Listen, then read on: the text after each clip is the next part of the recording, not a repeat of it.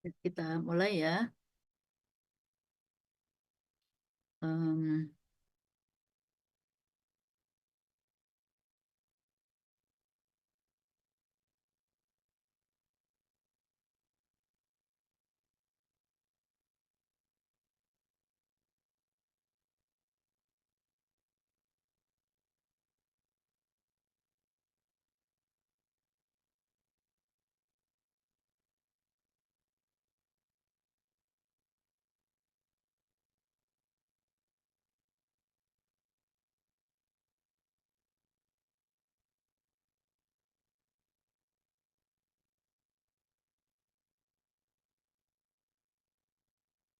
Suara saya masih masih mute, nah.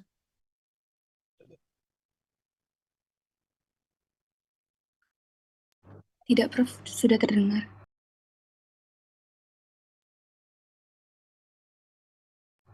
Mohon maaf, Prof. Ke mute.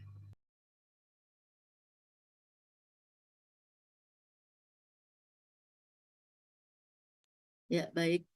Kita mulai ya.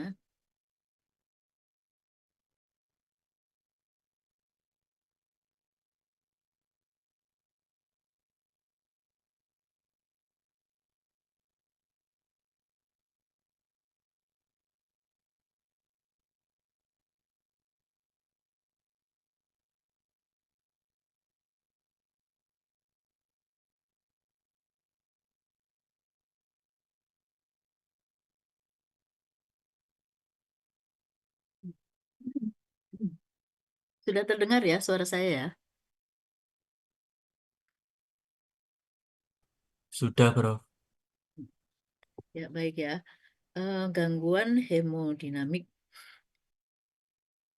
Gangguan hemodinamik ini eh, mempelajari gangguan dari sistem yang bertanggung jawab pada sirkulasi darah. Sirkulasi darah ke seluruh tubuh dan beserta salurannya, ya, termasuk pembuluh darah apa dan pembuluh limfe nantinya. Nah, untuk apa untuk apa ya, mengapa ini perlu gitu ya dipelajari. Sini kita melihat dulu apa individu uniseluler dan multiseluler ya. Untuk uniseluler, jadi uniseluler maupun multiseluler itu organisme ini kan memerlukan nutrisi, kemudian apa bahan-bahan yang berasal dari lingkungan. Nah, kemudian menggunakan bahan-bahan tersebut dan memproduksi sesuatu apa produk gitu ya. Dan juga ada waste product, hasil yang dibuang gitu ya. Nah, untuk yang uniseluler itu dia cukup sederhana ya. Jadi kalau ada apa eh, makanan atau nutrisi atau sesuatu yang dia diperlukan oleh organisme ini, maka akan masuk ke tubuhnya itu melalui endositosis atau bisa fagositosis gitu ya. Jadi secara langsung gitu ya. Makanan itu akan difagosit itu. Kemudian masuk ke dalam sel itu dan di dalam situ langsung dicerna ataupun berikatan dengan apa namanya molekul lain, material lain gitu, dan akhirnya menghasilkan suatu produk dan juga waste product dan bisa dikeluarkan secara langsung ke lingkungan gitu ya. Tuh. Tetapi berbeda pada individu multiseluler karena dia akan lebih kompleks. Sel-sel dari apa individu ini juga memerlukan tadi ya nutrisi untuk hidupnya itu memerlukan apa oksigen, kemudian bahan-bahan lain gitu ya. Nah, tidak seperti yang uniseluler secara langsung itu, tidak bisa. Jadi sel-sel di apa individu atau organisme multiseluler itu memerlukan suatu sistem, gitu ya. Jadi dia tidak bisa memasukkan secara langsung dari environment gitu, tetapi memerlukan jaringan apa yang disebut sistem sirkulasi, gitu ya. Nah, sistem sirkulasi itulah yang akan memasok nutrisi ataupun oksigen ke sel, gitu ya, ke seluruh sel di tubuhnya itu, dan kemudian nanti juga akan mengangkut waste produknya, gitu ya. Apa bahan-bahan sisa tadi diangkut kembali oleh sistem sirkulasi itu, dibuang ke lingkungan dan juga oksigennya apa itu oksigenasi juga dilakukan apa dibawa oleh sistem sirkulasi tadi ke paru-paru, gitu ya. Nah, jadi apa pendahuluannya seperti itu. Kita coba kembali ke ini ya apa pelajaran waktu mungkin SMP ya, SD atau SMP ini ya. Jadi sistem sirkulasi itu kita kenal ada jantung, kemudian pembuluh darah. Nah, pembuluh darahnya ada pembuluh darah nadi dan apa itu namanya balik gitu.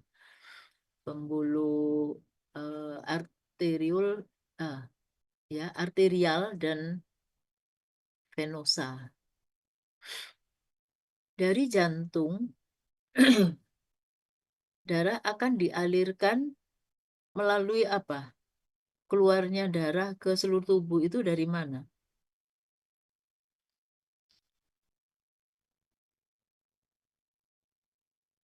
Aorta. Ah, ya, aorta. Aorta itu dikeluarkan oleh jantung di bagian mana? Ventricle sinister, Pak. Hmm? Ventricle sinister. Ventricle ya. Ventricle ya. Kan ada atrium ventricle. Nah, ini yang mana?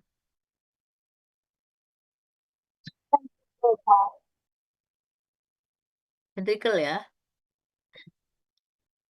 Jadi dia dari ventricle ini langsung ke seluruh tubuh ya. Tadi keluarnya dari aorta, kemudian bercabang-cabang di situ, dan akhirnya sampailah ke ini apa kesasarannya. Sasarannya itu di jaringan ya. Nah, di jaringan itu pembuluh-pembuluh ini makin bercabang, makin kecil gitu ya, makin halus, dan sampailah di paling ujung itu adalah kapiler. Nah, yang di kapiler ini itu langsung bersambungan nanti dengan venosa ya. Jadi kalau tadi arterial kan, kemudian langsung ke pembuluh balik gitu ya. Nah, di sini nih ya. Kelihatan kursor saya? Terlihat ya? Terlihat, Prof. Nah, jadi di sini itu sudah apa bercampur gitu ya. Nah, kemudian akan kembali gini, balik gini, terus ke mana ini? Ke jantung.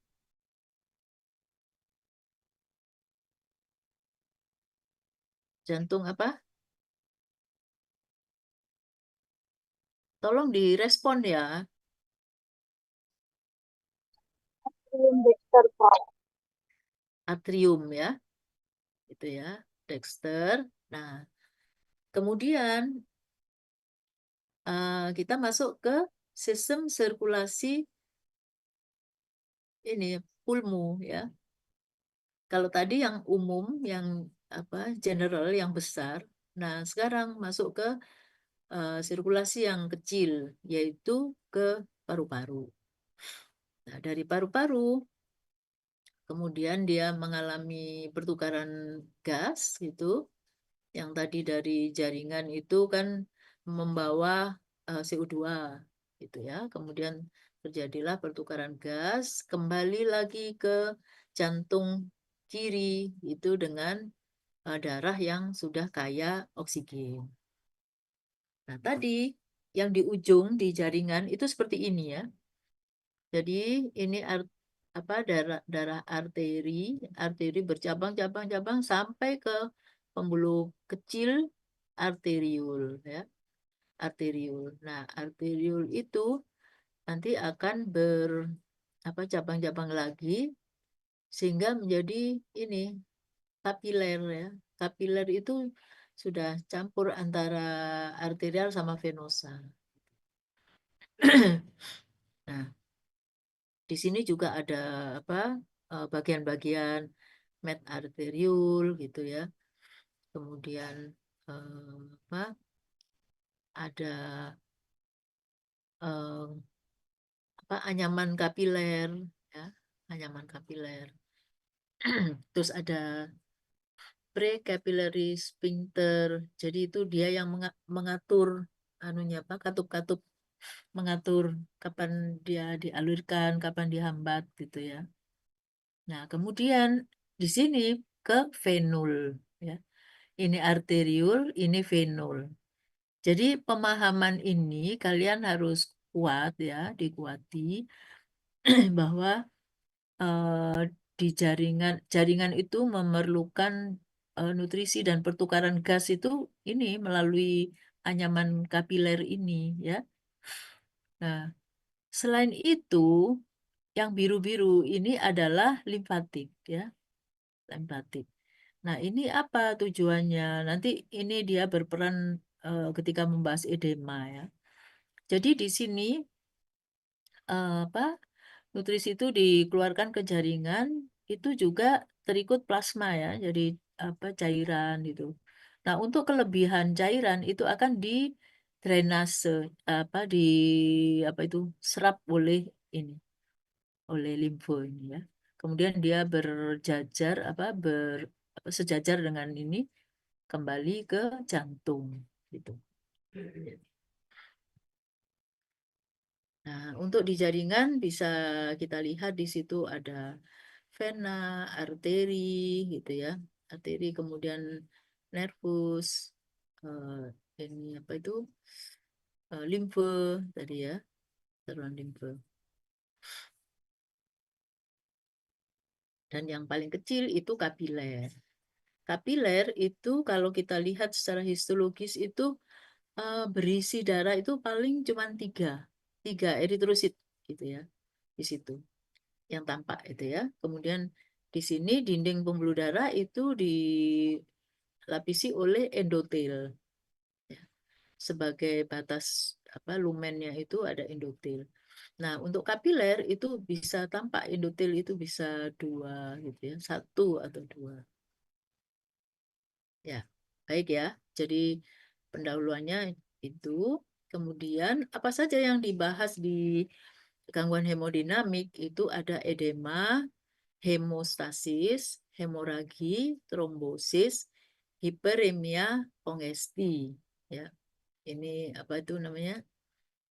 Berikutnya nanti ada shock, ya, dehidrasi gitu. Nah, sekarang apa yang disebut edema? Nah,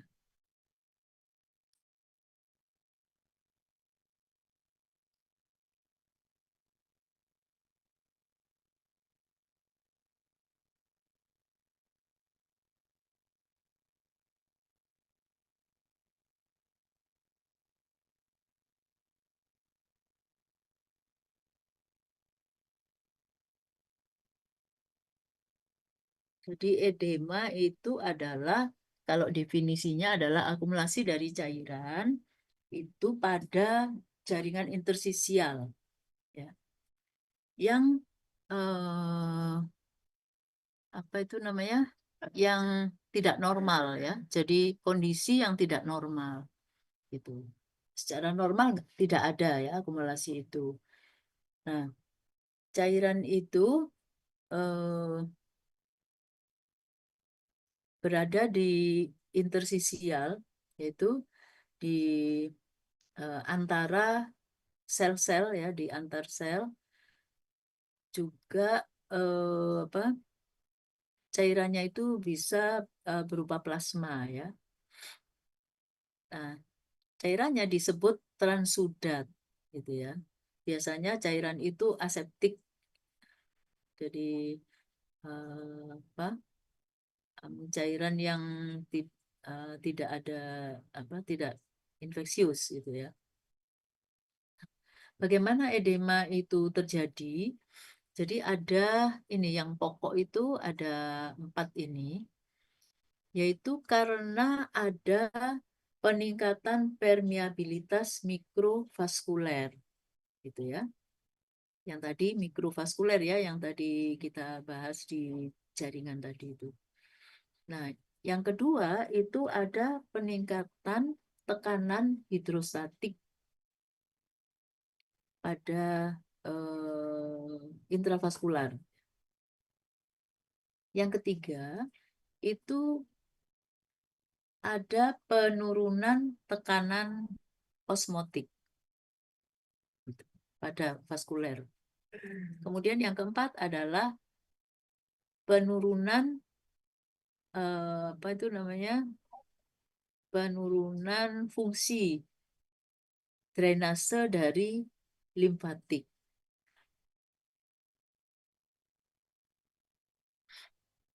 Nah, yang pertama tadi adalah peningkatan permeabilitas mikrovaskular. Nah, mengapa ini bisa terjadi? Jadi di apa,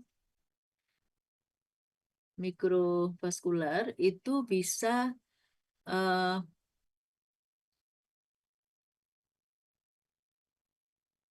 apa itu namanya, terjadi perubahan ya, perubahan dari permeabilitas. Paham ya yang disebut permeabilitas ya? Paham ya? Paham, Prof. Ya, paham ya. Nah, itu mengapa bisa terjadi itu? Karena ada rangsangan dari ini, bisa histamin, bradikinin, leukotrin, ya, apa itu namanya, selektin, sitokin. Nah, sitokin itu ada macam ya. Jadi sitokin itu adalah suatu material yang dihasilkan oleh sel-sel darah, ya, bisa limfosit, bisa makrofag, gitu ya. Nah, itu yang dia berguna untuk komunikasi sel, ya, komunikasi. Jadi tergantung dari apa kondisinya. Ketika radang gitu, maka sel itu akan mengeluarkan sitokin jenis tertentu gitu. Nah, ini contohnya adalah interleukin 1, more necrosis factor, atau bisa disingkat TNF ya. TNF itu ada TNF alfa gitu ya. Kemudian ada interferon, interferon gamma. Nah, material itu akan menyebabkan pembuluh darah itu bisa apa, vasodilatasi atau konstriksi gitu ya, dari endotel, dari sel endotelnya itu. Nah, kemudian kalau ada apa itu namanya, vasokonstriksi dari endotel, apa itu, em,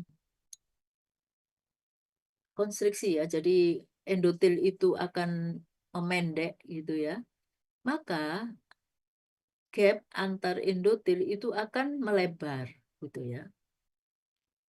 Nah, ketika melebar itulah maka terjadi pergerakan cairan ke jaringan. Nah, gambarnya seperti ini. Jadi, ketika kondisi normal itu seperti ini ya. Endotel itu, nah ini ya, rapat ini. Nah, tadi waktu ada rangsangan ya, ada bermacam-macam, tadi ada histamin, bradikinin, dan lain-lain. Nah, itu akan menyebabkan endotel itu ini apa, memendek gitu ya. Nah, dengan memendek ini ada celah. tergantung celah itu seberapa itu. Nah, ini bisa dilalui oleh cairan. Nah, terjadilah edema. Atau kalau misalnya di daerah itu ada, nanti dibahas waktu inflamasi ya, tapi ini sebagai contoh saja. Nah, itu ada nanti yang mengundang ini keluar dari pembuluh. Maka yang keluar itu adalah sel radang ini ya, yang disebut migrasi gitu ya. Jadi ketika radang maka sel itu bersama-sama cairan edema keluar ke jaringan gitu ya.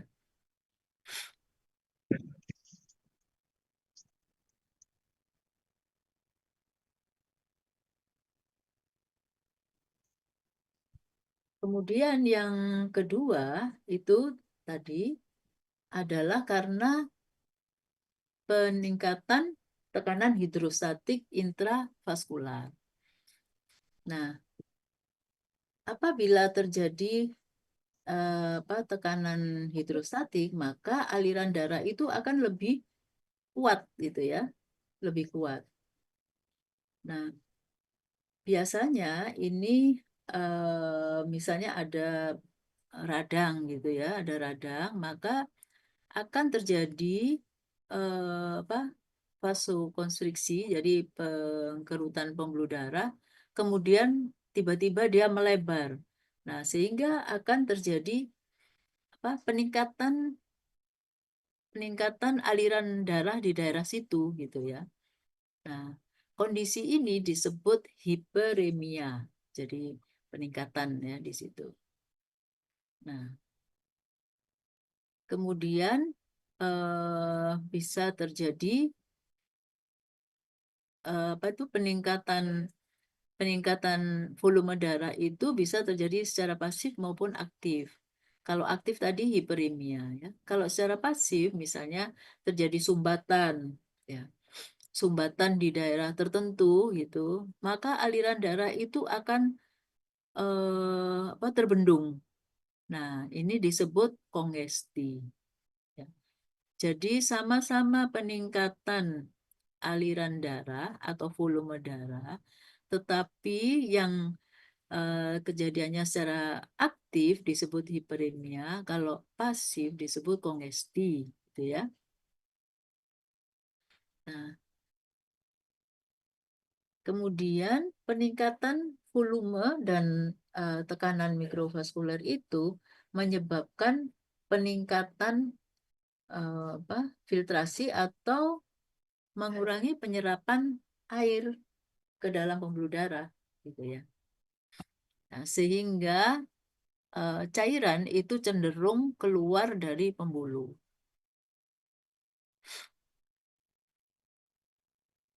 Nah, inilah yang disebut edema ya.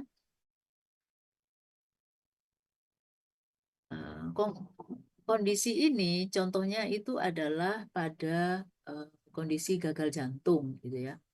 Pada gagal jantung, misalnya gagal jantung kanan, itu akan terjadi kongesti dan peningkatan tekanan hidrostatik pada vena porta. Tuh.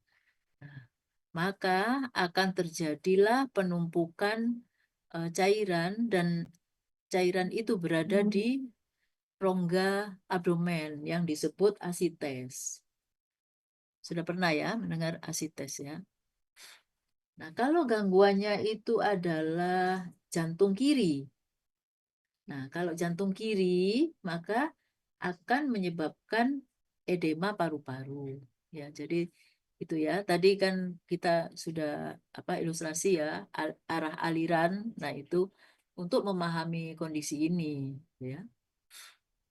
Nah, bisa juga terjadi gagal jantung secara umum gitu ya. Nah, kalau gagal jantung secara umum, maka edemanya juga menyeluruh gitu ya, yang disebut edema umum atau apa itu namanya, ya apa ya, menyeluruh ya, edema yang menyeluruh. edema umum ini juga menyebabkan volume plasma di sirkulasi dan juga mengaktifkan respon kompensasi pengaturan dari volume gitu ya. Jadi akhirnya memperburuk gitu ya, kondisi lebih buruk. Tadi mekanisme yang ketiga adalah penurunan tekanan osmotik intravaskular. Nah, penurunan tekanan osmotik. Jadi untuk memudahnya ya, di aliran darah itu di dalam aliran itu kan ada sel-sel ya, ada protein-protein gitu ya. Nah, karena ada tadi ya kekentalan tadi itu merupakan ini kekuatan osmotik gitu ya. Osmotik itu gampangannya itu penyerapan gitu ya, daya serapnya gitu. Nah, kalau di sana apa itu namanya kandungan protein, kemudian apa sel-selnya itu turun gitu ya, atau bahasa mudahnya itu lebih encer gitu ya di pembuluh itu tadi isinya darah itu lebih encer, maka tekanan osmotiknya itu akan rendah gitu ya. Daya untuk menyerapnya itu dia kurang. Sehingga air itu akan bergerak keluar pembuluh. Nah, ini disebut edema tadi ya. Paham ya yang dimaksud ya? Nah, bagaimana kondisi itu bisa apa itu namanya darah itu bisa encer. Nah, itu ada bermacam-macam keadaan, misalnya hipoalbuminemia, gitu ya. Itu. Terus juga apa itu namanya penurunan produksi dari apa itu protein-protein ya yang diproduksi oleh hepatik. Nah, ini juga bisa menyebabkan penurunan tekanan osmotik, gitu ya. Kehilangan albumin di plasma ya, itu misalnya pada penyakit-penyakit gastrointestinal ya, apa itu namanya? Karena parasit, karena hal-hal lain yang menyebabkan diare ya, diare, kemudian dia banyak kehilangan albumin gitu. Juga pada penyakit-penyakit ginjal gitu ya, penyakit ginjal sehingga terjadi kegagalan dari tubulus untuk apa namanya menyerap gitu sehingga air itu lolos gitu ya, banyak lolos gitu. Kemudian juga karena terbakar akibat dari apa itu namanya pengeluaran plasma itu ya pada luka bakar.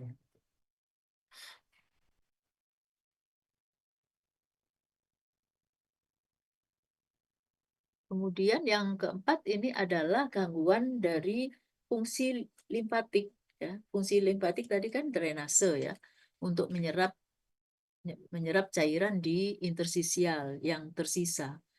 Nah, apabila dia terganggu di sini, nah terganggunya bisa bermacam-macam ya, bisa karena ada penekanan tumor atau ada obstruksi ya, penyumbatan di saluran di aliran yang apa namanya hilir gitu ya. Maka dia akan terbendung. Nah, terbendung sehingga apa tidak mampu ya, tidak mampu menyerap cairan yang tersisa tadi. Akhirnya menumpuk cairan di interstisial dan terjadilah edema. Ya.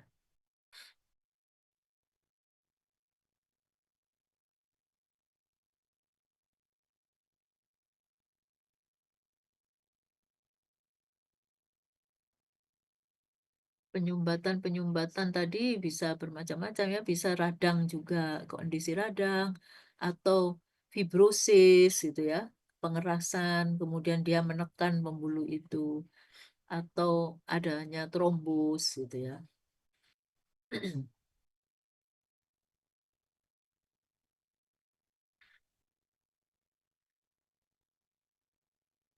Kemudian bagaimana karakteristik dari apa,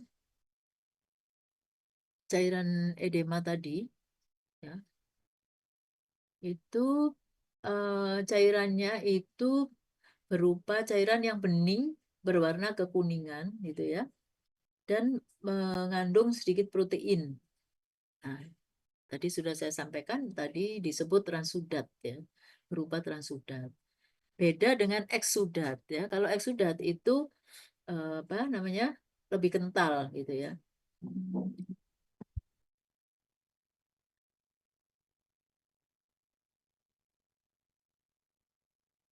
Nah ini cairan itu bisa apa, lebih mengental itu, dan juga bisa berpengaruh atau menekan di jaringan yang di sekitarnya gitu ya, sehingga dia akan mengisi rongga-rongga yang ada gitu. Kalau apa itu edemanya itu di daerah apa, misalnya di daerah intersisial di daerah paru-paru misalnya ya, itu di alveolar, di lumen alveolar, maka disebut edema paru-paru gitu ya, pulmonary edema. Kalau misalnya cairannya itu tertimbun di kafum torak itu, rongga toraks, maka disebut hidrotoraks. Kalau pada apa, pembungkus jantung, pericardial sac, maka disebut hidroperikardium. Kalau di abdomen ya, di rongga abdomen tadi. Dosen Halo, dikit iso. kenapa itu? Mohon maaf, Prof. Bocor ya. Maka disebut asites itu ya. Ini paham ya yang saya jelaskan ya? Halo, Paham, Paham, Prof. Prof. paham ya. Jadi apa, sambil dibayangkan gitu ya, mempelajari patologi itu supaya seneng gitu ya. Jadi nggak dihafalkan tapi dibayangkan gitu. Oh, di rongga itu gitu ya. Apa, air itu akan mengisi rongga-rongga yang apa, ruang-ruang yang ada, atau menyusup di tempat-tempat tertentu gitu ya. Nah, secara histologik itu bagaimana, apa, kalau dilihat di jaringan itu kalau kalau tanpa diwarnai ya, itu ya tidak berbentuk gitu ya, pucat tuh. Tetapi eh, ada berwarna sedikit eosinofilik karena dia berupa protein. Jadi kalau dicat dengan He itu warnanya merah muda gitu. Nah, edema yang di bawah kulit atau sukutan ya, edema sukutan itu menyebabkan kulit itu menggelembung gitu ya, apa itu, fluktuasi gitu ya, apa apa istilahnya, ya menggelembung gitu. Dan juga kalau dirasakan dia itu lebih dingin dibandingkan daerah sekitarnya. Kita bisa membandingkan nanti hiperemi. Kalau hiperemi itu lebih hangat ya, panas. Tetapi kalau ini berisi cairan edema itu lebih dingin gitu. Nah, jaringan yang tidak mengalami itu tidak apa, tidak apa, tidak terkena itu, tidak tidak terkena dampak klinisnya gitu ya.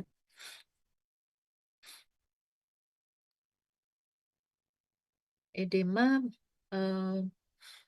yang terjadi pada ruang-ruang tertentu gitu ya. Itu misalnya pada rongga toraks seperti tadi ya, hidrotoraks, hidroperikard gitu. Itu dapat mengakibatkan tekanan dalam organ dan menyebabkan organ tersebut disfungsi ya. Jadi gangguan gitu ya. Misalnya pada hidrotorak, maka organ-organ yang ada di situ akan tertekan gitu ya. Tertekan dan akhirnya fungsinya juga akan terganggu. Misalnya jantungnya jadi mengecil gitu ya. Paru-parunya juga terganggu. Ini gambarannya edema itu kalau dilihat di paru-paru itu tampak ada busa gitu ya di permukaannya. Karena kan udaranya alveol itu kan mengandung udara ya. Jadi dia akan apa terdesak keluar gitu dan berupa busa.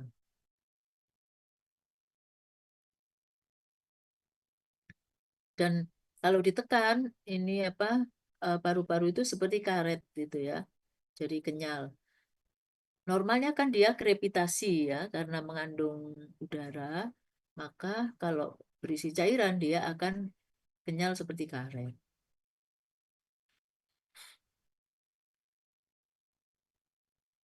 Nah, ini adalah asites ya, hidroperitonium. Kalau asites itu adalah nama lain dari hidroperitonium di rongga abdomen. Ya.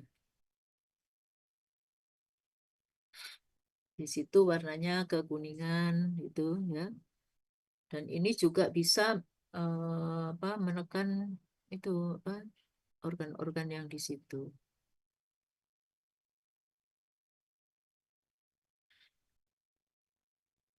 Ini subkutan, edema subkutan juga bisa terjadi kongenital ini ya pada anjing.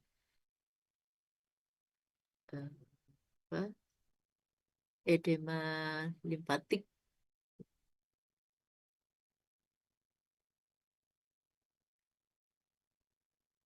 Kemudian kalau pada paru-paru seperti ini gambarannya ya. Normal paru-paru itu kan alveol itu berisi udara ya. Jadi seperti ini, kosong-kosong gini. Tetapi edema itu nah dan ini cairan ini dengan He itu terwarnai eosinofilik tuh ya. Nah, nanti saudara harus membedakan antara transudat dan eksudat. Kalau eksudat itu tidak homogen seperti ini ya. Eksudat di situ ada yang tebel gitu ya, bagian eh, ini lebih tipis, ada yang tebel gitu. Kalau ini kan homogen gitu ya.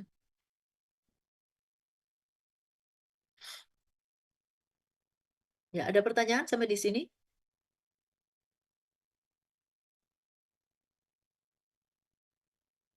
Belum ada, Prof. Belum ya. Kita lanjut ke hemodinamik 2 ya. Sudah hampir buka puasa ini ya.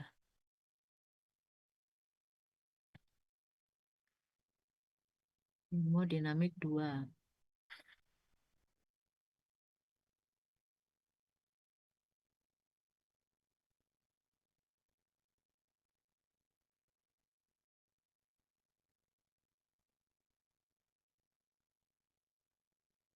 Sudah bisa dibaca? Sudah muncul ya? Sudah, Prof. Sudah, Prof. Nah, nah, hemodinamik 2 itu membahas sebetulnya ya nggak terpisah ini ya merupakan kelanjutannya gitu ya. Nah, sebelumnya kita eh, membahas hemostasis. Apa itu hemostasis? Hemostasis itu adalah proses penghentian perdarahan ya. Nah, jadi apa ya? Sebetulnya hemostasis itu adalah suatu apa itu em, mekanisme ya, mekanisme yang menjaga keseimbangan gitu ya, keseimbangan yang terjadi di dalam aliran darah gitu ya. Nah, supaya tidak ada apa supaya tidak bocor gitu ya, supaya aliran itu tetap gitu ya, tetap stabil gitu. Yang tadi apa saya katakan bahwa dia adalah mencegah perdarahan itu untuk memudahkan, untuk gampangnya gitu ya. Tapi sebetulnya lebih ke dia apa itu namanya keseimbangan gitu, keseimbangan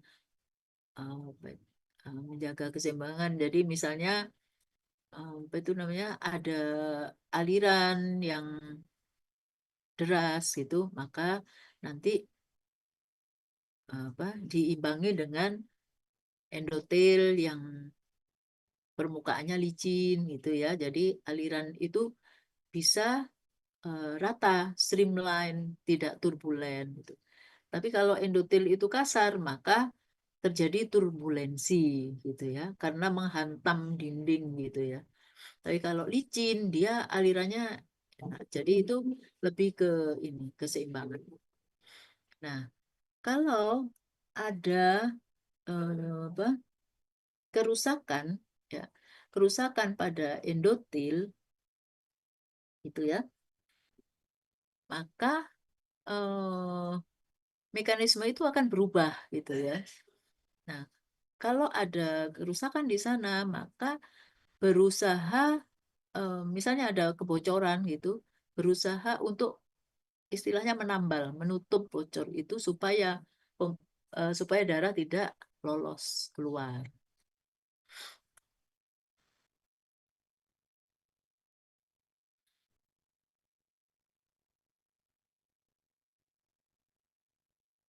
Nah, mekanisme itu ya tadi ya apa baru terjadi perubahan tadi itu apabila ada gangguan. Selama tidak ada gangguan, maka tidak terjadi perubahan. Jadi apa itu namanya ya baik-baik saja gitu ya. Jadi tidak ada yang apa memperbanyak diri atau ini gitu ya.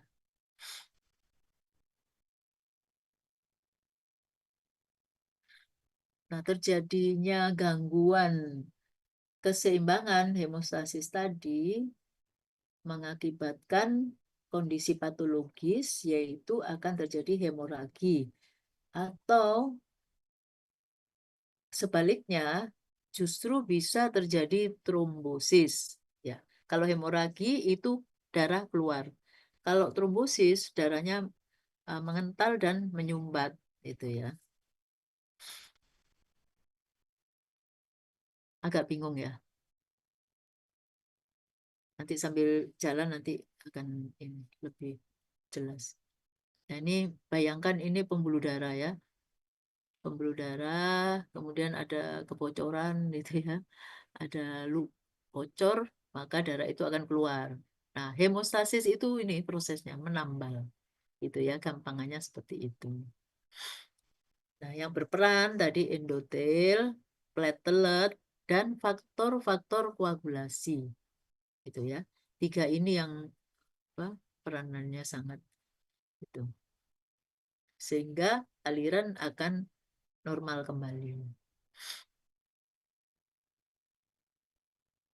Kita bahas peran satu persatu. Peran endotel pada hemostasis itu apa? Endotel yang normal itu dia apa? Permukaannya licin ya, sehingga dia memudahkan aliran itu eh, sehingga menyebabkan aliran itu tidak turbulen ya.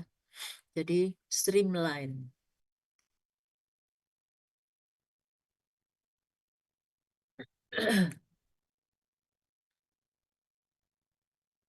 Nah, apabila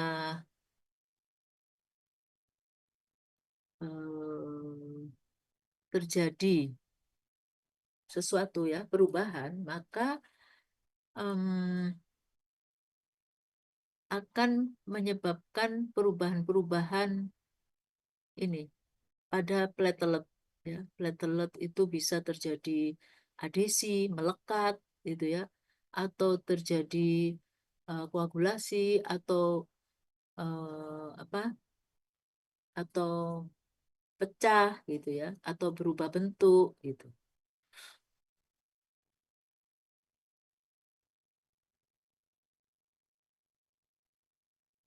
Nah, apabila terjadi cedera uh, atau terjadi aktivasi, maka endotel itu akan merespon yaitu dengan vasokonstriksi. Dia akan konstriksi, kemudian akan terjadi apa? Terjadi rangsangan untuk terjadi koagulasi. Jadi dia akan merangsang terjadinya koagulasi.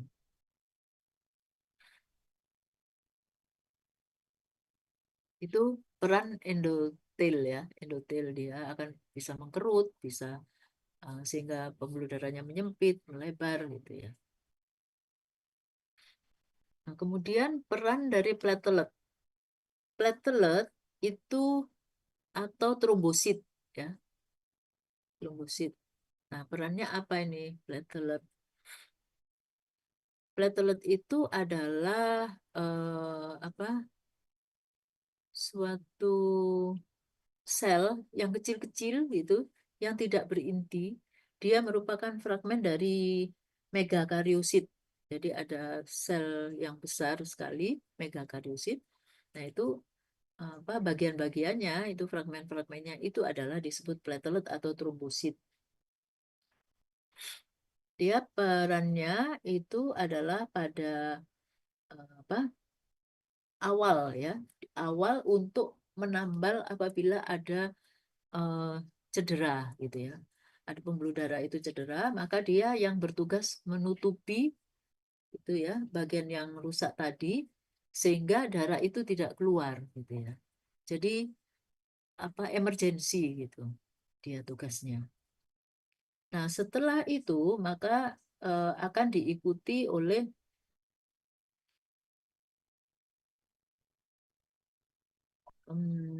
apa perlekatan ya, perlekatan tadi, perlekatan trombosit pada kolagen di daerah bawahnya endotel ya, subendotel, dan komponen matriks ekstraseluler. Nah, platelet yang melekat tadi itu mengekspresikan reseptor yang mendorong agregasi trombosit tambahan. Jadi menarik menarik tambahan trombosit ya. Jadi dia merekrut ya istilahnya itu sehingga trombosit itu menumpuk di situ ya, eh, menumpuk-numpuk di situ dan juga melepaskan produk ya dari sitoplasmanya itu menghasilkan suatu mediator koagulasi lainnya. Misalnya disebut tromboksan, ya, salah satunya. Nah, mediator-mediator tadi eh, akhirnya membentuk jaringan gitu ya. Nah, permukaan dari eh, ini permukaan fosfolipid dari platelet tadi itu membentuk suatu lapisan gitu ya di situ dan bisa menyebabkan koagulasi. Nah, untuk koagulasi itu dibutuhkan faktor koagulan ya, faktor koagulasi. Bagaimana perannya faktor koagulasi pada hemostasis? faktor koagulasi itu ada banyak sekali, ya. Dan ini adalah berasal dari apa, protein plasma yang diproduksi terutama oleh hati. Nah, peran utamanya itu adalah membentuk fibrin. Terakhir nanti itu akan terbentuk fibrin. Fibrin itu suatu benang-benang gitu ya. Faktor koagulasi itu dibedakan, dibagi ya menjadi 3 bagian, yaitu yang pertama kelompok yang saling bergantung secara struktural dan fungsional, itu ya. Ini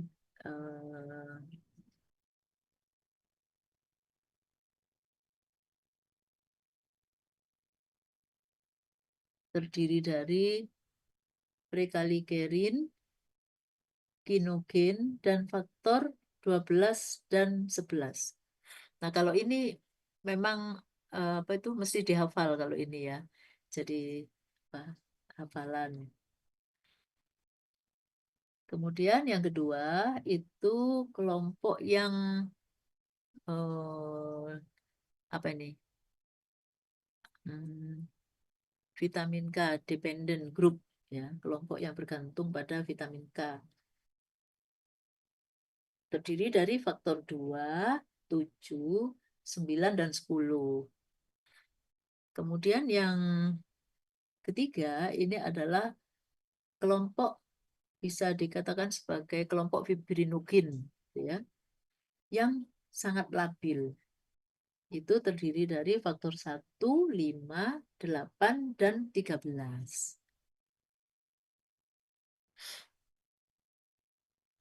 Nah, bagaimana prosesnya?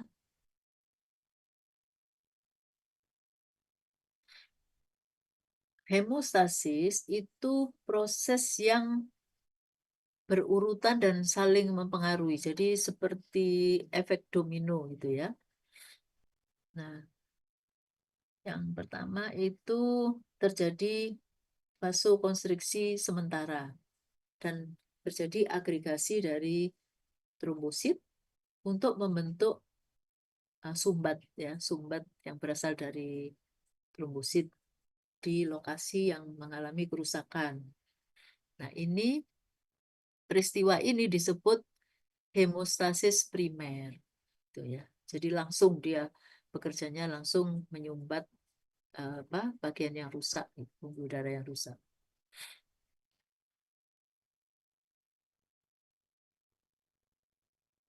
Terus kedua itu koagulasi untuk membentuk anyaman fibrin.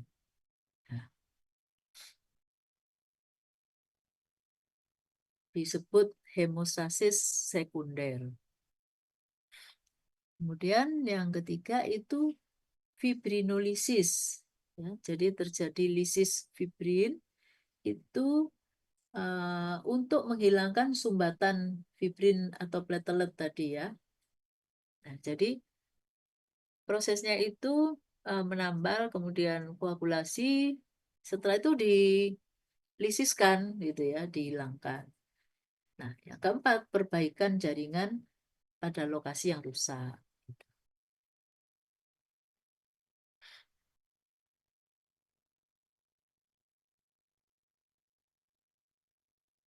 Urutan dari hemostasis primer itu seperti ini. Pertama kali terjadi injury ya, injury atau cedera menyebabkan pembuluh darah dan trombosit itu melepaskan mediator neurogenik. Setelah terjadi vasokonstriksi, ya apa itu namanya, begitu ada kerusakan maka terjadi vasokonstriksi yang serta-merta gitu ya, langsung. Jadi dengan vasokonstriksi itu pembuluh darah itu volumennya kan mengecil gitu ya. Nah, otomatis dia akan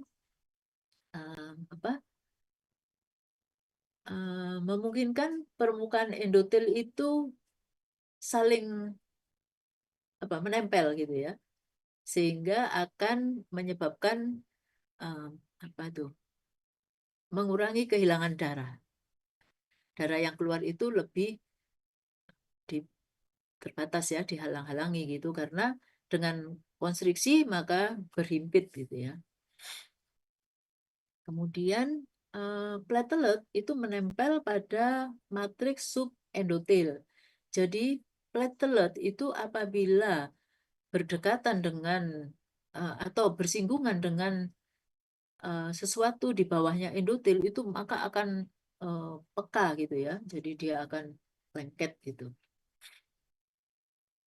Nah, endotel yang terbuka tadi itu ada kolagen, fibronektin, glikoprotein, dan proteoglikan. Nah, itu dia akan menempel gitu ya. Menempel kuat itu. Nah, endotel yang tadi itu apa teraktivasi itu dia maka akan menghasilkan suatu faktor yang disebut von Willebrand ya, faktor von Willebrand. Nah, itu yang menyebabkan platelet itu berjejer-jejer atau ber, berderet-deret gitu ya. Jadi platelet itu akan menempel di situ untuk menambal.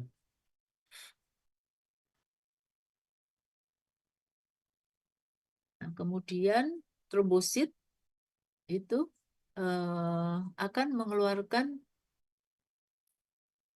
suatu apa,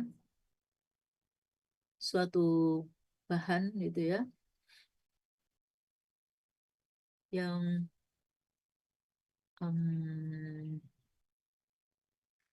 suatu bahan yang padat itu.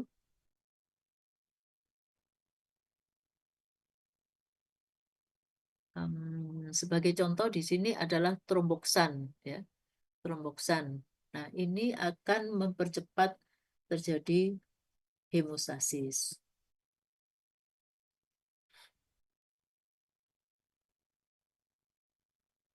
Kemudian akan terjadi juga pelepasan dari ADPase itu yang berupa butiran padat memicu pengikatan fibrinogen. Ya, jadi di sana akan terjadi saling mengikat itu ya bahan-bahan tersebut menjadi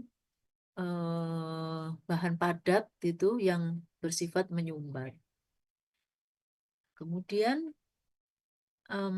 apabila ini terjadi cedera yang ringan gitu ya, itu bisa langsung ditutup gitu ya, diatasi oleh platelet itu langsung platelet berdiri sendiri gitu ya, langsung menutup gitu. Tetapi kalau cederanya itu lebih parah, maka diperlukan sumbatan yang ini peran dari kolagen gitu ya. Kolagen kemudian terjadilah hemostasis sekunder gitu ya. Kalau yang ringan cukup platelet saja yang berperan. Nah, ini gambarnya gini ya. Jadi tadi apabila ini endotel itu terlepas gitu ya, maka bahan-bahan ini itu bila ketemu dengan platelet maka dia akan eh, mudah nempel. Tetapi kalau terjadi hemostasis yang primer itu cukup dia konstriksi gitu, maka lumennya akan menyempit dan ini otomatis akan menghentikan perdarahan.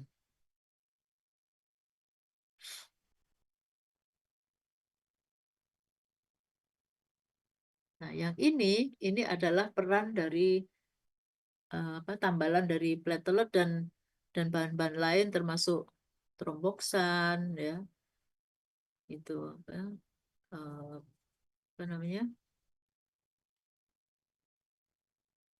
eh, rekrutmen proses rekrutmen dari platelet-platelet tambahan platelet-platelet sehingga terjadi ini lapisan-lapisan ini.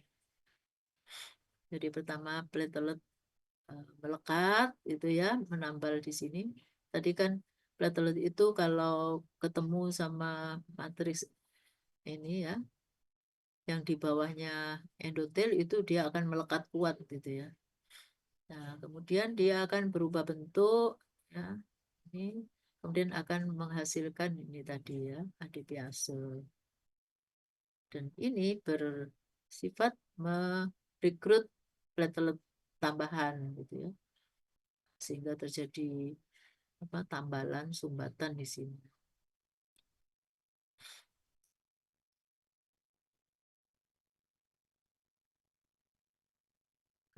Berlakulah hemostasis sekunder.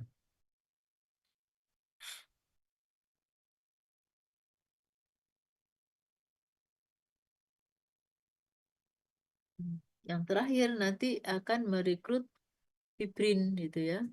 Fibrin ini adalah sebagai menganyam, jadi menganyam semuanya sehingga sumbatannya itu makin kuat. Gitu.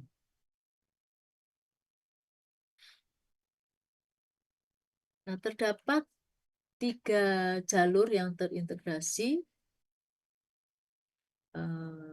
pada proses koagulasi, yaitu jalur intrinsik, ekstrinsik, dan yang umum ya, yang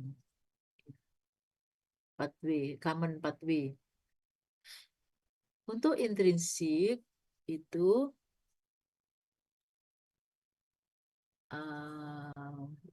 semua faktor yang berasal dari plasma yang bersirkulasi itu faktor-faktor intrinsik ya. Nah, untuk koagulasi jalur intrinsik itu merupakan proses yang kompleks dan sangat saling terkait yang diprakarsai oleh kontak koagulasi dari faktor-faktor intrinsik.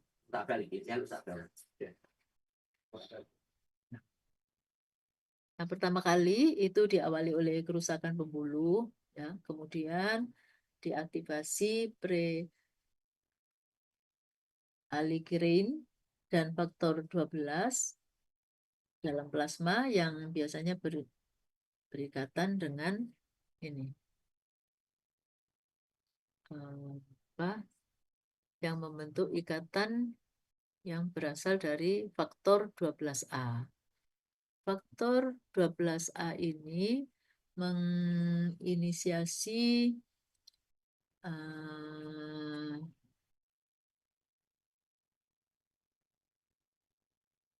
sehingga membuat serangkaian reaksi kompleks ya yang mempengaruhi koagulasi melalui pembentukan kinin, aktivasi komplement, dan fibrinolisis. Kemudian faktor 12A itu mengaktifkan faktor 11 menjadi 11 aktif. Ini yang saya katakan tadi faktor domino ya. Jadi apa itu saling mengaktifkan itu. Faktor 11 ini aktif menjadi 11 aktif dan berikatan dengan prekallikrein untuk membentuk kallikrein gitu. Dan berinteraksi dengan ini faktor ini apa? Ini ya. Ini untuk membentuk kinin. Selanjutnya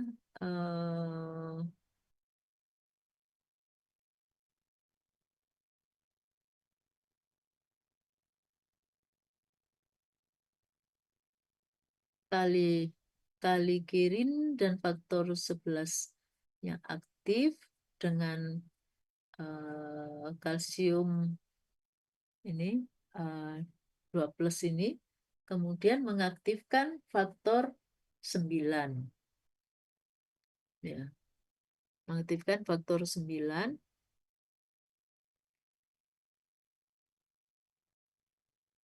dan terjadilah itu namanya mengaktifkan faktor berikutnya ya. Jadi termasuk faktor 10 dan memulai jalur koagulasi yang umum.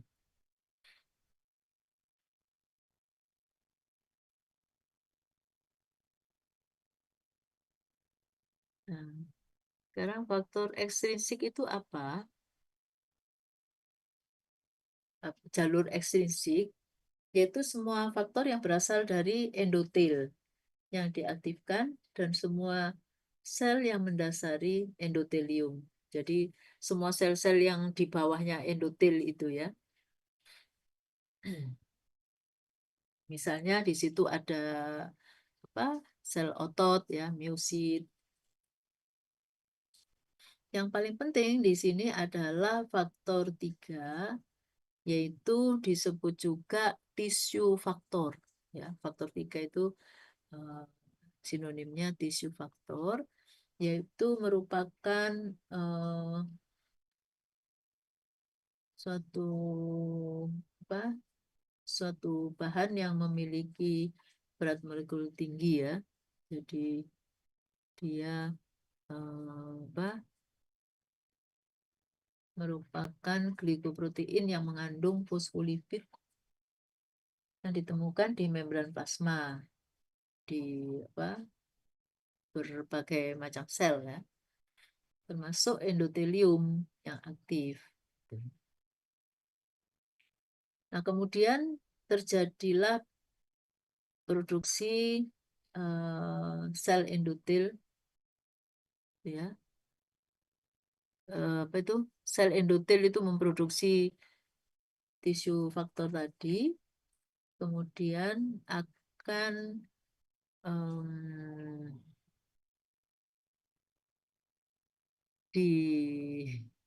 sebentar. Ya, akan dipengaruhi atau dirangsang oleh endotoksin, TNF alfa, interleukin 1 ya, trombin gitu ya. Kemudian tisu faktor ini akan kontak dengan faktor 7 itu, yaitu yang berasal dari sirkulasi untuk membentuk kompleks tisu faktor dan 7 ya, ikatan yang bergantung pada kalsium. Nah, dia pada permukaannya itu mengekspresikan tisu faktor ya. Nah, kompleks ini akan mengaktifkan faktor 10 untuk memulai jalur umum. Gitu.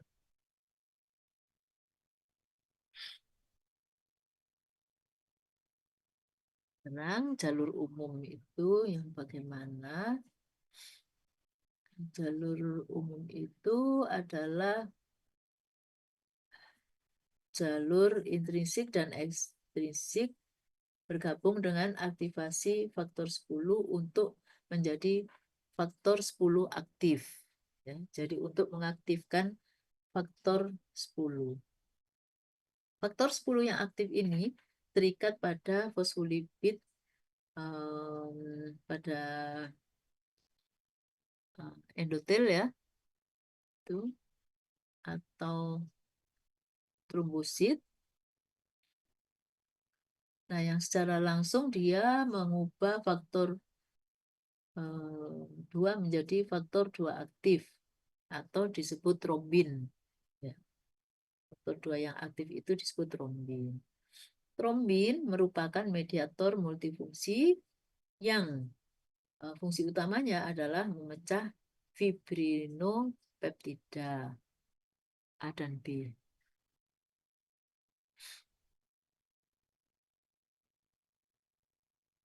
dari faktor 1. Faktor 1 ini adalah fibrinogen ya.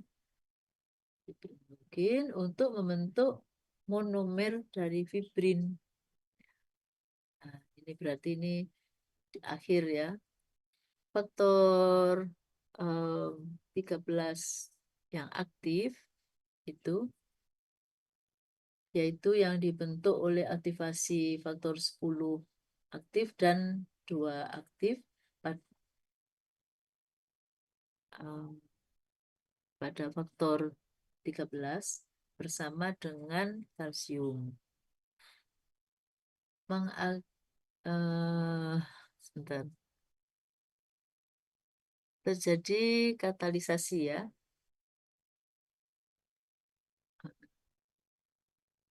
Dan pembentukan ikatan kovalen yang mengikat silang molekul fibrin yang berdekatan untuk membentuk polimer yang tidak larut. Nah, ikatan silang tadi berupa jaringan fibrin ya, itu menyebabkan retraksi trombus fibrin platelet. Itu terjadi penarikan di sini sehingga akan mengurangi ukuran trombus.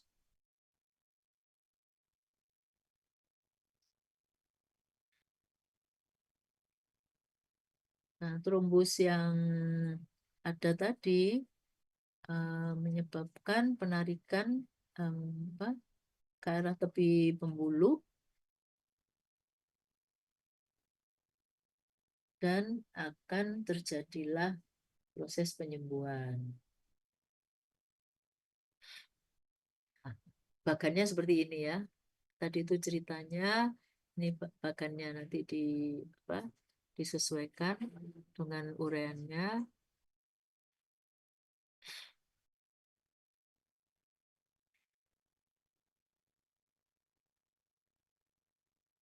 Ini terakhir itu ya, terbentuk fibrin ini jaringannya jadi seperti terikat ini ya.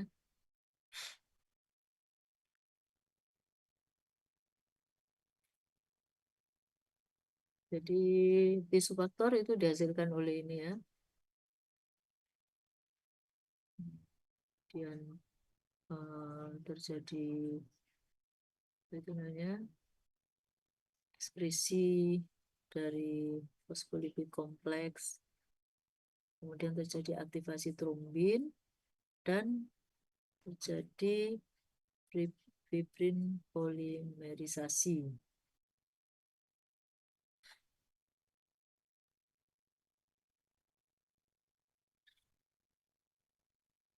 Berikutnya adalah trombolisis ya. Jadi trombus dissolution ini ketika proses sudah teratasi maka terjadi pelisisan dari trombus tadi ya.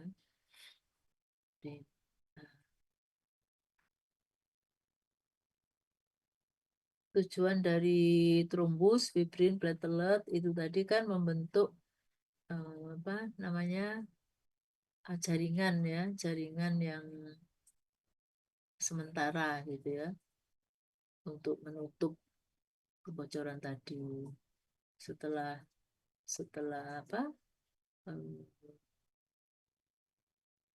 kecepatan pelarutan tadi itu seimbang dengan proses penyembuhan, maka akan terus berlanjut ke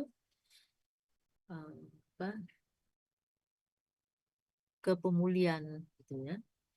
Terjadi pelarutan fibrin gitu ya, semua dilisiskan, terus akhirnya jadi normal kembali. Nah, ketika terbentuk ini banyak juga sel-sel darah itu yang terperangkap ya. Ini karena ada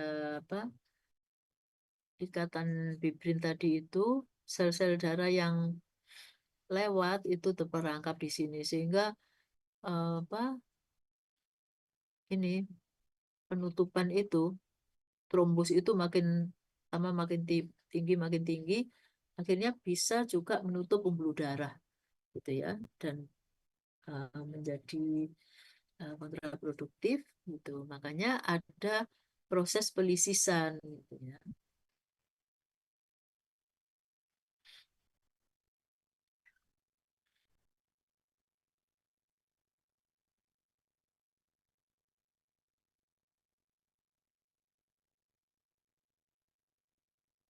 Tadi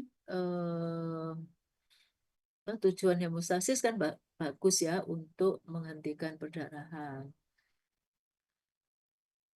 Dan bagaimana dengan gangguan hemostasis? Gangguan hemostasis. Untuk gangguan hemostasis itu adalah intinya membahas hemoragi dan trombosis. Karena kan hemostasis penghentian perdarahan ya.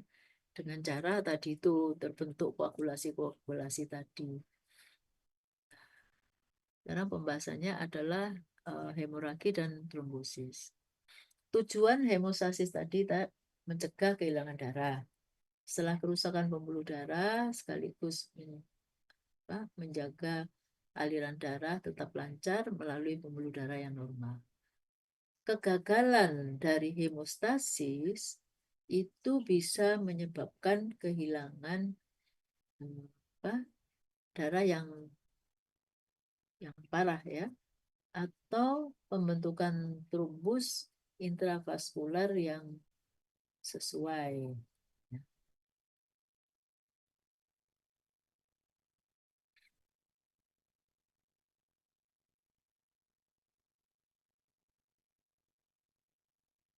Ini ada hemoragi, maka dibentuklah sumbatan yang berupa trombus.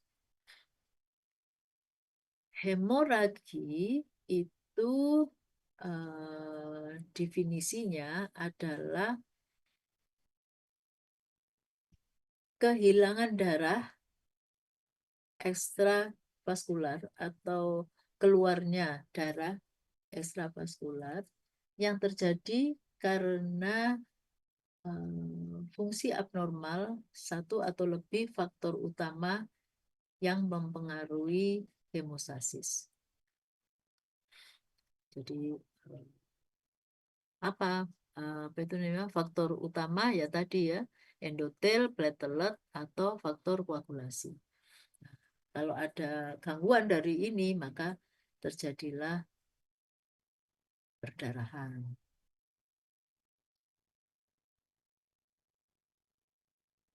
Perdarahan yang luas itu ya dan tidak bisa dihentikan dapat menyebabkan shock atau hypovolemic shock ya.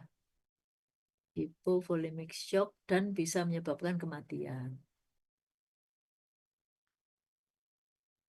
Nah, tingkat kehilangan darah yang lambat itu dikompensasi oleh peningkatan hematopoiesis gitu ya. Kalau kehilangan darah itu terjadinya pelan-pelan gitu, maka diimbangi dengan pembentukan di hematopoiesis ya, pembentukan sel-sel darah yang lebih cepat gitu ya.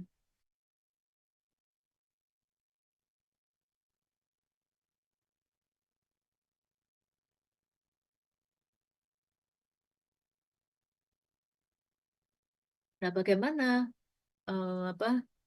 perdarahan itu bisa terjadi? Bisa bermacam-macam ya. Yang pertama adalah karena masalahnya adalah di pembuluh darahnya. Nah, yaitu terjadi reksis atau pecah ya. Reksis atau pecah akibat trauma misalnya ya. Ada erosi vaskuler akibat inflamasi gitu. Atau karena kanker gitu ya. Jaringan kanker yang invasif yang menembus pembuluh darah sehingga pembuluh darah itu pecah gitu ya. atau karena endotoksemia dari suatu mikroorganisme, misalnya di sini karena kena adenovirus 1 atau karena zat kimia, agen kemik gitu, yang bisa merusak endotel dan endotel itu mengalami kelukaan. Ya. Nah, apabila ada gangguan endotel tadi itu ya, maka terjadilah hemoragi perdiapedesis. Eritrosit itu menerobos di sela-sela tadi, sela-sela endotel tadi. Ini termasuk perdarahan juga, tetapi dengan cara menerobos itu, merembes.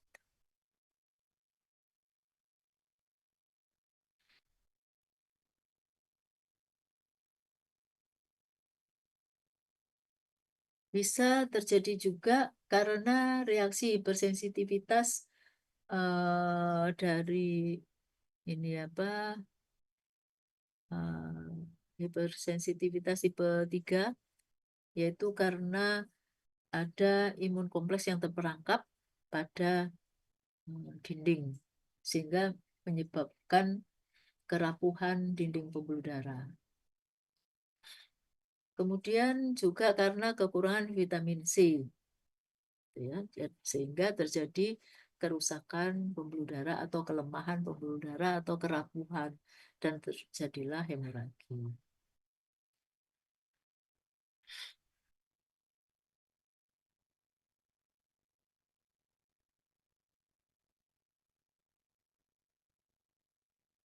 Nah, perdarahan juga bisa terjadi karena kelainan trombosit.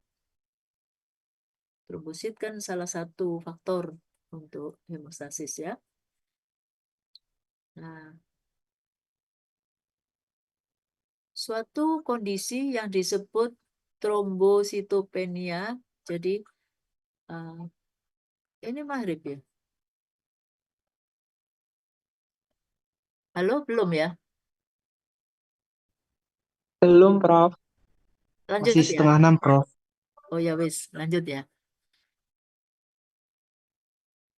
Nah, kondisi trombositopenia.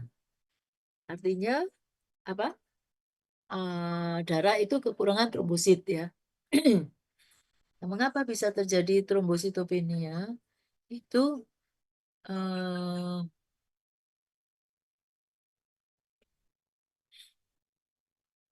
karena ada kerusakan megakariosit ya. Jadi megakariositnya itu mengalami kerusakan, otomatis apa trombositnya juga menurun ya. Atau terjadi peningkatan apa itu namanya kerusakan karena radiasi ya. Jadi radiasi sehingga terjadi apa toksisitas. Jadi ada apa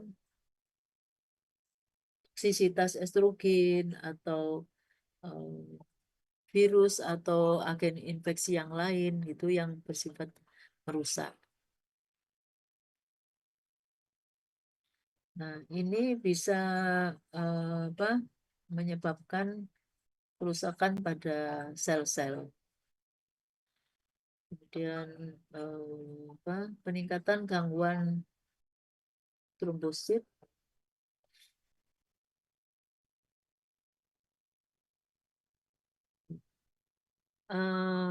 sorry, peningkatan penggunaan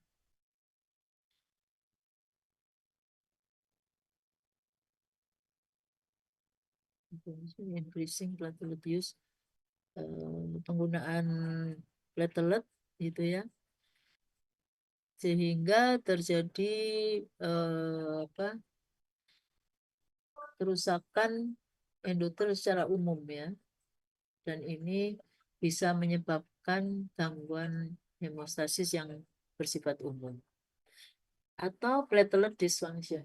Bentar ya.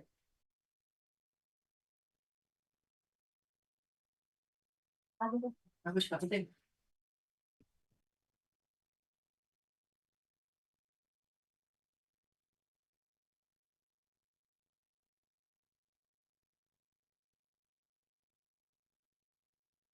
Sini.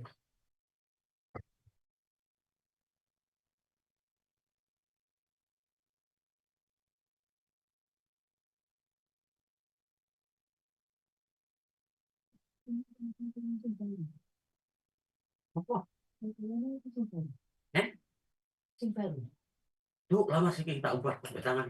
Tak pakai tangan. Apa sih, Mak? Wis tak ubah pakai tangan. Ampun saya. Kok gak mau coba? Eh? Makan yang soal.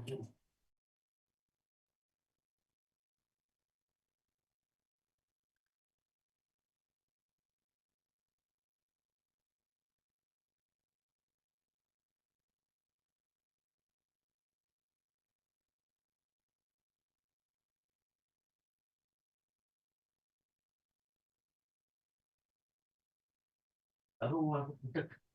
Nyai, ini puyuh arah. Wis tak ubah mau.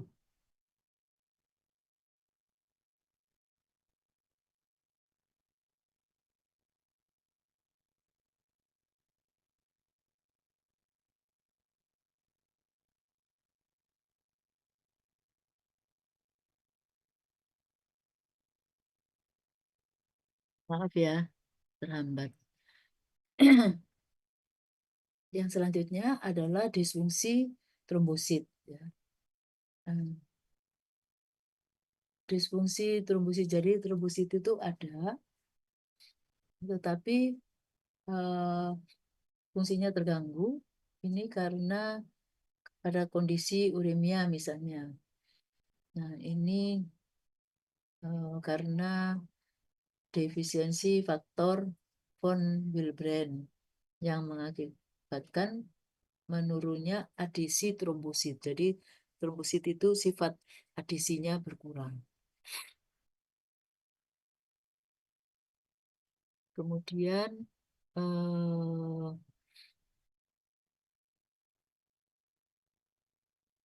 trombositopenia itu juga sering terjadi pada anjing ya.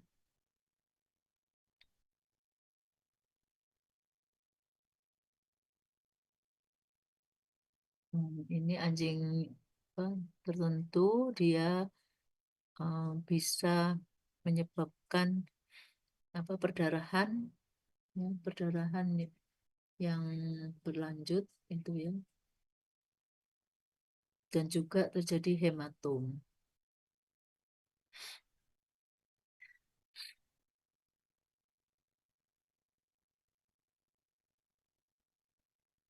Kemudian juga terjadi kelainan-kelainan faktor ya. Jadi kelainan-kelainan faktor koagulasi tadi misalnya penyakit-penyakit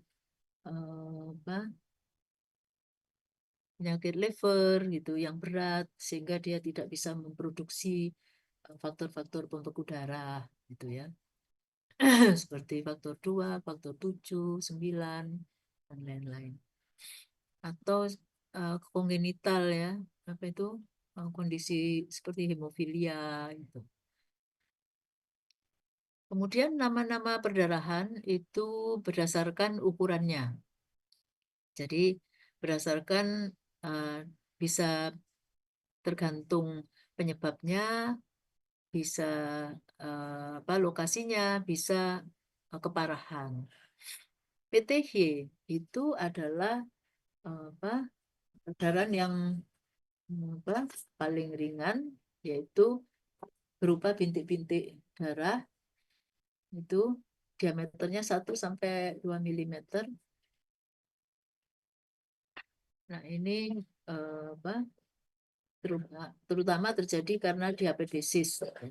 Diabetesis itu ditandai dengan ini, bintik-bintik perdarahan itu. Kemudian ekimosis itu lebih besar, jadi sekitar 3 sampai 5 mm. Kemudian ini kerusakan pembuluh darah yang luas. Sufusif lebih besar lagi ya. Ini, kemudian hematom. Hematom itu adalah perdarahan yang terjadi pada ruang yang terbatas. Jadi seperti di daun telinga gitu ya, apa di jaringan misalnya otot di sukutan gitu. Itu disebut hematom. Hemoperitoneum itu berdasarkan tempatnya ya. Jadi di peritoneum. Hemotorak berarti di rongga torak, hemoperikardium. Nah ini gantung tempatnya ya. Nah, kemudian ini gambarnya ya. PTY seperti ini, bintik-bintik di jantung itu. Permisi, Prof. Mohon maaf, sudah Arif ya? azan, Prof. Nggih, Prof. Maaf ya. Ini gini ya. Aduh, maaf banget. Saya sebentar stop share. Ini masih ada beberapa yang belum saya sampaikan. Saya akan buat anu aja ya, video aja ya. Video nanti saya kirimkan ya. Nggih, Prof. Baik. Itu kan masih ada kurang apa itu namanya? Shock belum juga ya. Jadi kekurangannya nanti saya video ya. Saya sampaikan ya. Mohon maaf sekali bisa kita akhiri ya, selamat berbuka. Ini nggak ada yang on cam ya.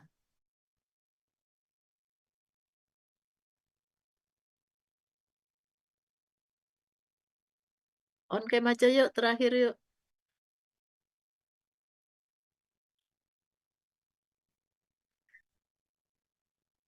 Ya, terima kasih ya atas perhatiannya dan maafkan molor-molor terus kuliahnya itu, dan kekurangannya nanti saya buat video, saya kirimkan ya.